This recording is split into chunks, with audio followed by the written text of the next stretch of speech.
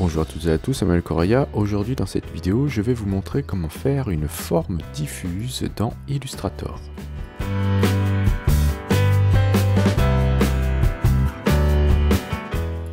Je vais aller chercher dans le menu fenêtre mon panneau, ici, forme, voilà, je vais en avoir besoin tout à l'heure, et vous pouvez constater là-dedans que vous n'avez pas, par défaut, de forme diffuse. Si vous souhaitez en voir, vous allez cliquer sur la bibliothèque ici.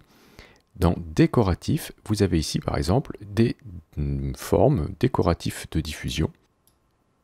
Ok, et on peut voir comment ça fonctionne. Je vais faire un rectangle et je vais cliquer sur une forme, voilà, pour l'appliquer. Donc on voit que ici on a une forme, cette espèce de soleil qui se répète le long de ce tracé d'une manière aléatoire, tant en termes de taille que de pas, ainsi que d'orientation et même de diffusion. Grâce à ces formes, vous allez donc pouvoir faire, par exemple, soit des bordures, donc ça pourrait être intéressant pour voilà, certains encadrés.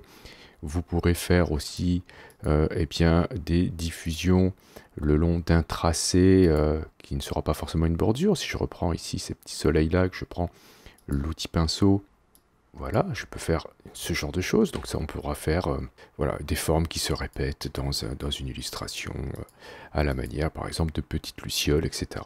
Donc c'est très intéressant à savoir mettre en place, et vous allez voir, c'est très facile. Donc ce qu'on va faire ici, bien, pourquoi pas essayer de faire un cœur, hein, vous en avez un là, mais je vais vous montrer comment, du coup, faire très facilement un cœur dans Illustrator. Je vais prendre ici l'outil rectangle, je vais faire un carré, donc j'appuie sur la touche majuscule pour faire un carré. Ok, alors je vais peut-être faire quelque chose de... Voilà, vous voyez la hauteur sur largeur à côté de mon curseur, je vais choisir 60 mm, ici je suis avec l'unité de mesure en millimètres, donc je peux aller voir dans le panneau transformation. Voilà, j'ai bien 60 mm en largeur et en hauteur, peu importe si vous êtes en pixels, vous pourrez utiliser ces valeurs-là. Alors pour rappel, ici j'ai juste un format A4 orienté paysage. Voilà, donc vous pouvez utiliser n'importe quelle taille de document. Je vais ensuite aller chercher ici l'outil ellipse et je vais faire une ellipse qui aura exactement, eh bien aussi 60 mm. Voilà, c'est hyper important que c'est exactement la même taille. Et je vais la positionner ici, voilà, à l'intersection, vous voyez, entre le centre de mon carré et un de ses côtés. Ensuite, je vais appuyer sur la touche Alt pour faire une copie de ce cercle. Voilà, et je vais le positionner ici, comme ceci, tout simplement. Donc ensuite, je sélectionne mes trois formes. Je vais aller dans le menu fenêtre, chercher le panneau Pathfinder, ici. Vous pourrez le faire, bien sûr, aussi depuis le panneau propriété, voilà, ici. Vous avez le Pathfinder là, et c'est ce qui va nous intéresser, c'est cette icône-là pour faire une réunion. Tac, et voilà, nous avons fait un cœur. J'ai plus qu'à le tourner. Voilà, donc j'appuie sur la touche majuscule hein, pour magnétiser les angles. Et voilà, je me retrouve avec un cœur. Je peux intervertir donc la couleur de premier plan et d'arrière-plan, comme ceci. Tac. Et ensuite aller choisir une couleur pour ce cœur. Donc vous avez vu, faire un cœur, c'est pas très compliqué, et il existe plein d'autres méthodes encore pour le faire. Donc ce que je vais faire, c'est changer sa taille peut-être. Donc j'appuie sur majuscule pour faire une transformation qui ne déforme pas. Et je vais faire un petit cœur comme cela. Alors comment je vais faire pour mettre maintenant cette forme dans mon panneau forme? Eh bien vous savez faire maintenant. Si vous avez vu les autres vidéos sur la création des formes, vous pouvez donc avec l'outil de sélection, eh bien cliquer sur la forme et la glisser directement dans votre panneau forme.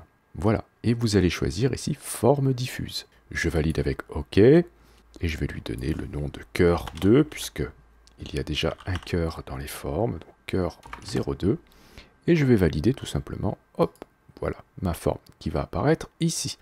Donc je peux supprimer ce cœur qui nous a servi pour l'exemple, et je vais faire un rectangle maintenant, comme ceci. Alors je vais peut-être pas mettre de fond, ni de contour, voilà, je vais pas mettre de fond, tac, comme ceci. Je n'ai pas non plus de contour, car regardez, je vais cliquer ici dans le panneau forme sur la forme que nous venons de créer. Et voilà, j'ai maintenant mes petits cœurs qui sont tout autour de mon tracé. Alors comment faire maintenant pour paramétrer cette forme afin qu'elle soit un petit peu plus intéressante?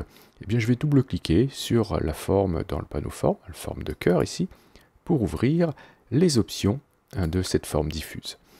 Alors ici, vous avez plusieurs paramètres que vous devez commencer déjà à connaître si vous avez suivi les autres vidéos.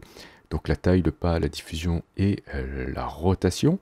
Au niveau de la coloration, je ne vais pas revenir sur ce que j'avais déjà dit précédemment, hein. Si vous souhaitez que votre forme diffuse ait toujours la même couleur, eh bien vous mettez ici mode 100. D'accord?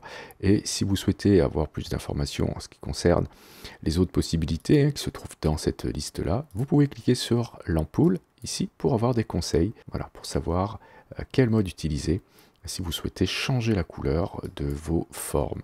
Donc ici je vais attaquer le premier paramètre, donc on a la taille ici très simplement que vous allez pouvoir moduler, hein, ici avec ce curseur. Voilà, donc si je réduis la taille évidemment, j'ai mes formes qui se réduisent.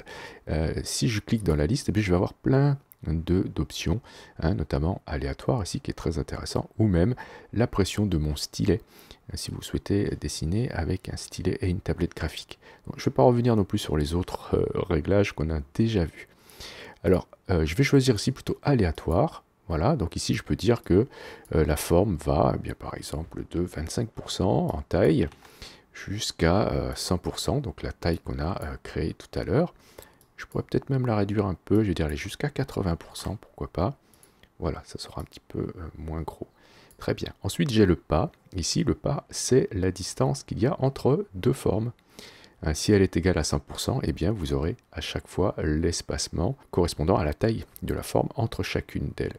Si je réduis ce pas, eh bien, l'espace entre les formes va se réduire. D'accord? Et là aussi, je vais pouvoir dire que je souhaite un pas aléatoire, pourquoi pas. C'est le cas de le dire. Donc, je vais mettre fixe. Et après, j'ai la diffusion.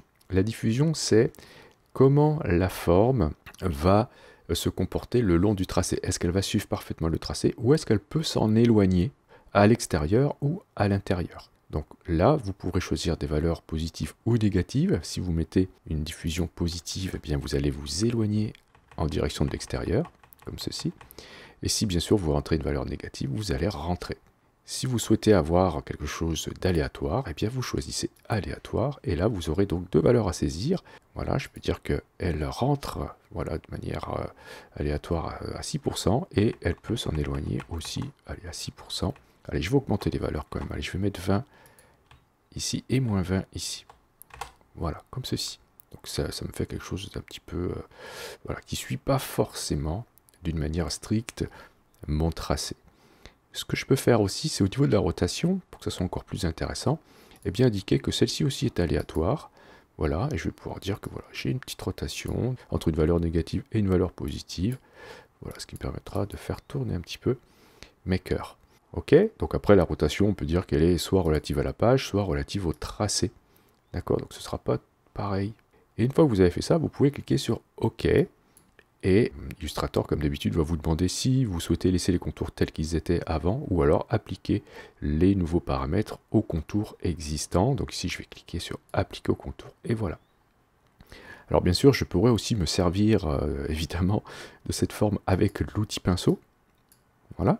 Et si je baisse la taille ici de mon contour avec l'outil pinceau, je vais pouvoir faire des choses un peu plus petites. Voilà, comme ceci. Vous ne pourrez pas utiliser les profils de largeur avec les formes diffuses. Voilà, ça ne marchera pas. Ok? Donc, très intéressant, cette forme diffuse. On va pouvoir faire des choses rigolotes. Et puis, vous voyez, c'est très simple à mettre en place. Alors, n'oubliez pas que si vous souhaitez sauvegarder vos formes, hein, il faudra aller dans le menu du panneau forme et choisir d'enregistrer la bibliothèque de formes. Attention, du coup, vous allez sauvegarder toutes les formes que vous avez déjà dans ce panneau. Donc, si vous souhaitez sauvegarder que le petit cœur, eh bien, vous supprimez les autres formes. Tout simplement, vous les sélectionnez. Alors, la forme de base, vous ne pourrez pas. Vous les sélectionnez, voilà, et vous cliquez sur la poubelle. Je vous remercie d'avoir suivi cette vidéo. Si vous avez des questions, n'hésitez pas à le faire dans les commentaires. Si vous avez aimé, vous pouvez cliquer sur j'aime. Si vous souhaitez soutenir cette chaîne, vous pouvez cliquer sur le lien Utip présent dans la description de cette vidéo. Si vous n'êtes pas encore abonné, vous pouvez cliquer sur abonnez-vous. N'oubliez pas la petite clochette pour être averti des prochains cours ou des prochains tutos. Et justement, on se dit à la prochaine pour un autre cours ou pour un autre tuto.